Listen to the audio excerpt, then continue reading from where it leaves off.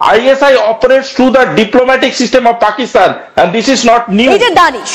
সেই দানিশ তার ছক যেটা রয়েছে সেই ছক বিস্তার করলো, বিভিন্ন মানুষজনকে টার্গেট করলো এবং তাদের মাধ্যমে এই বিভিন্ন আইএসআই নেটওয়ার্ক এই সমস্ত কিছু তৈরি করার চেষ্টা করলো, তথ্য নেওয়ার চেষ্টা করলো ভারতে। তাই বলে পাক দূতাবাস, সেই দূতাবাস ব্যবহার করবে তারা।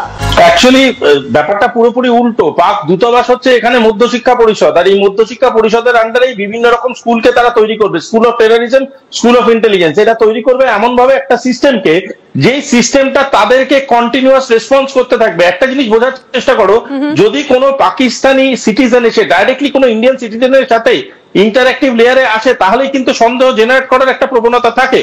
কিন্তু যদি পাক দূতাবাসের মতো একটা জায়গা থাকে যেখানে পাবলিক ইন্টারাকশন লেয়ারটা is a very natural existence, সেখানে কিন্তু প্রথমেই সন্দেহটা আসবে না এবং প্রথমেই ইন্টারাকশন লেয়ারটা কিন্তু বাধাপ্রাপ্ত হবে না। এবং এই দানিশ যে হানি ট্র্যাপ করতো, I am very sure Danish is not the only person যে হানি ট্র্যাপ প্রসেসের সাথে যুক্ত ছিল। মাল্টিপল লোক যুক্ত ছিল। তার সাকসেস ফ্যাক্টরটা হয়তো বেশি বলে আমরা দানিশকে আজকে ধরতে পারছি, কিংবা তার যে অ্যাসেটটা ধরা পড়েছে সেই অ্যাসেটটা দানিশের সাথে কানেক্টেড বলে আমরা দানিশকে এজ এ হ্যান্ডলার ধরতে পারছি। বাট মেক শিওর আরো অনেক লোক আছে। আর দ্বিতীয় কথা হচ্ছে, তাদের যে ডিপ্লোম্যাটিক প্রোটেকশনটা দেওয়ার একটা ব্যাপার থেকে যায়, যেটা পাকিস্তানের এসপেনজের একটা পুরনো ইতিহাস কাটলেই বোঝা যাবে, সেই জিনিসটা হচ্ছে সেই ডিপ্লোম্যাটিক প্রোটেকশনটা দেওয়ার জন্যই এই দূতাবাসের এক্সিস্টেন্সটা ইজ ভেরি ইম্পর্টেন্ট। আর দূতাবাসের অফিসিয়ালসদের ইউজ করে বিভিন্ন দেশে, শুধু আজকে ভারতবর্ষ বলে না, বিভিন্ন দেশে পাকিস্তান দূতাবাসের মানুষজনকে সাসপেন্ড করা হয়, সাসপেনশনে দেওয়া হয় এবং স্যাংশন করা হয় just because of this reason.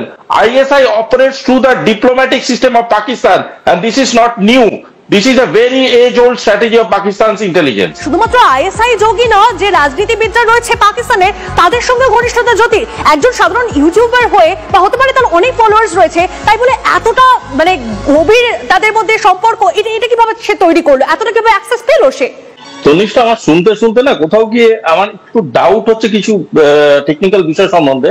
একটা কথা হচ্ছে যে এই যে বারবার আমরা বলছি সেন্সিটিভ ইনফরমেশনের অ্যাক্সেস তার কাছে ছিল, এই সেন্সিটিভ ইনফরমেশনটা অবভিয়াসলি তার হোল্ডারশিপ ভারতে, মানে ভারতের সেন্সিটিভ ইনফরমেশনের অ্যাক্সেস তার কাছে ছিল, যেটা স্যারও কিছুক্ষণ আগে বললেন। এই ভারতের সেন্সিটিভ ইনফরমেশন গুলো সে পেত কি করে, এই জায়গাটা আলোকপাত করাটা খুব ইম্পর্টেন্ট। কারণ এখন অব্দি যে কথাগুলো আপনারা বলছেন বা আপনাদের থ্রু দিয়ে আমরা জানতে পারছি, সেটা হলো যে যেই মানুষগুলোর সাথে উনি দেখা করেছেন বা যে মানুষগুলোর প্রতি উনার অ্যাক্সেস আছে বা যে জায়গায় উনি গেছেন, আমার মনে হয় সেটা কিন্তু এখন পর্যন্ত অ্যাডভান্টেজ ইন্ডিয়া। তো তাহলে যদি উনি যে ইনফরমেশনটা ইন্ডিয়া সাপ্লাই করতো, তার মানে সেই ইনফরমেশনটা কোথাও গিয়ে উনি অ্যাবজর্ব করতেন।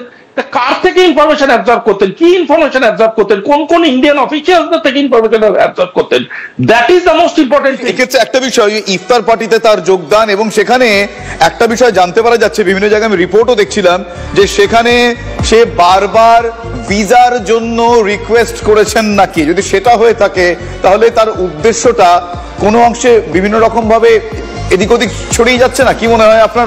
আমার বারবার একটা কথা মনে হচ্ছে যে এই যে মহিলা, যে মালহোত্রা মহিলা আছেন, ইনি কোনোভাবে স্টেপ ওয়ান, আমি বারবার বলছি, she is not the destination, she is just a tool. এর মাধ্যমে আমাদেরকে পৌঁছতে হবে সেই লোকটার কাছে যে সেন্সিটিভ ইনফরমেশন যদি কিছু থেকে থাকে, যার অ্যাক্সেস তাকে দিয়েছে, যে ইনফরমেশন সে বিভিন্ন দেশে সেল করতে পারে, বিক্রি করতে পারে।